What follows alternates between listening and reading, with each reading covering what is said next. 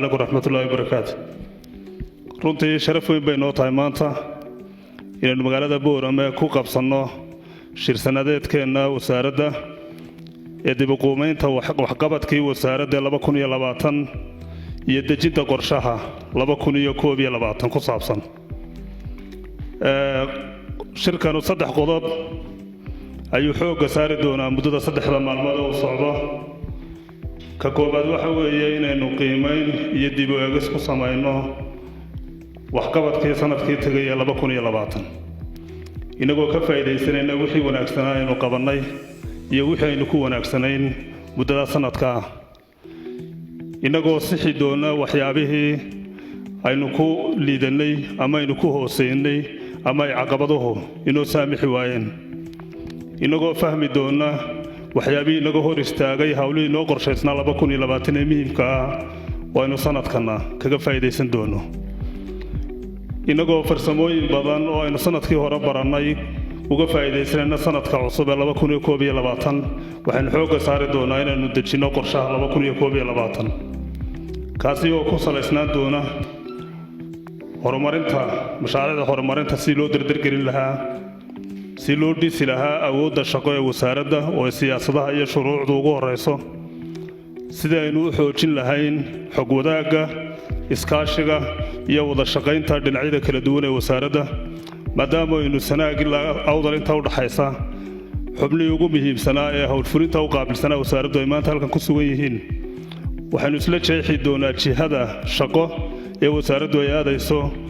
muddada 12 bilood ah ee inagu soo aadan haddii la yidhaahdo waxaynu xoojin doonaa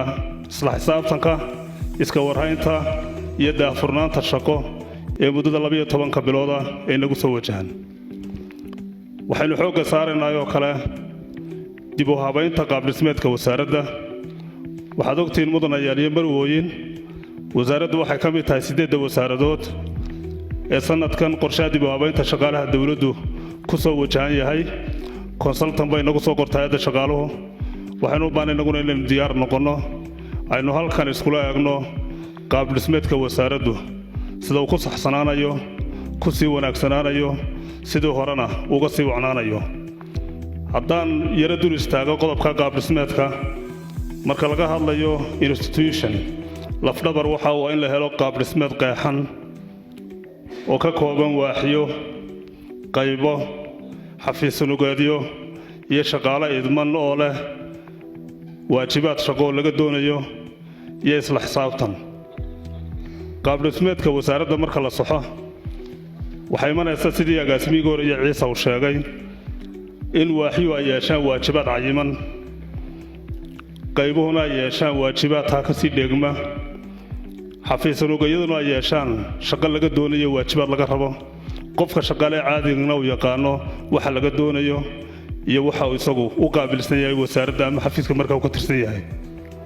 arrintaasi bilow bay noo noqonaysaa waana shaqo soconaysa in muddo ah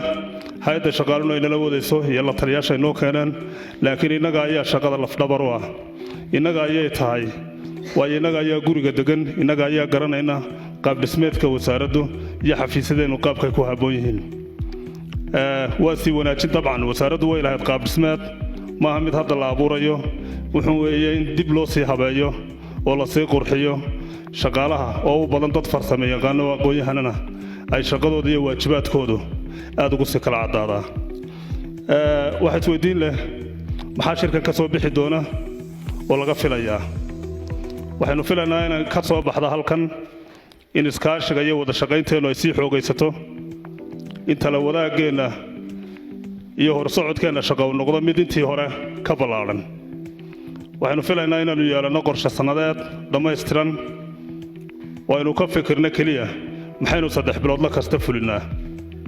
3 biloodla kastana waxaannu yeelan doonaa ka dabateg iyo inaynu ogaal badan u noqonno wixii noo qorshaysnaa waxa qabyada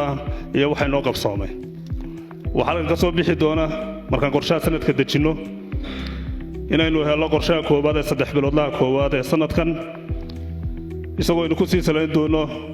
bille iyo toddobaadle si aynu ugu maarayno shirarkeenna farsamo iyo kuwa maamule toddobaadlaha inoogu dhici doona haddii la yidhaahdo waxaa shirkan ka soo bixi doona inaynu sanadkii tagay ka faa'iidaysano waxyaabaha ku wanaagsanayn wixii aynu ku liidanayna aynu sixitaan ku samayno waxa shirkan ka sii bixi doona inaanu qaab dhismeedka wasaaradda bayaamino kordhino habayno si ay u kobacdo hanaanka shaqo aynu qaranka u qaabilsanahay qodobadaas oo dhan waxaanu waafajin doonaa oo ina hagi doonaa waajibaadka wasaaradda ay qaranka u qaabilsan tahay oo 13 qodob ah 3 qodob oo magaca wasaaradda ka muuqda ayaan isleeyahay wax walba way soo koobayaan ka koobad waa hawlaha guud marka laga hadlayo waa dugsiyadii jaamacadaha dhismahoodii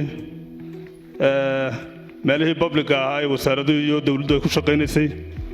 waa hawl ballaaran kuwaas oo aynu dabagalno wanaajino qorshe ka yeelano bal isweydiinta in laag buu qaranku hore u kacaya marka arrimahaas la wanaajiyo ka kale waa dhulka Somaliland ee danta guuda ee qaranku leeyahay hawl weyn baa isagana inooga taala waajibkaana isaga leh bal ka warama kaasoon isagana ka yeelano qorshe cayiman oo naqaano sanadle iyo maalinle iyo toddobaadlaba waxaynu ku wanaajinayno aagga dhuleed ee dawladda Soomaaliland dalka Soomaaliland leenahay ka saddexaad waxa weeye guriyeynta dhammaanteen waxaynu xaq u leenahay markaan muwaadiniinna inaynu helo guri iyo hooy aynu ku noolaano taana haddaynu qorsheedna ka yeelano waa waajibaad qaran oo aynu fulinay saddexdaa qodob oo hagaaga waxay tusaale u yihiin qarannimada Soomaaliland oo toostay madaxda qaranka maanta joogto hadalka badan mayna aad iyo aad baan idin salaamayaa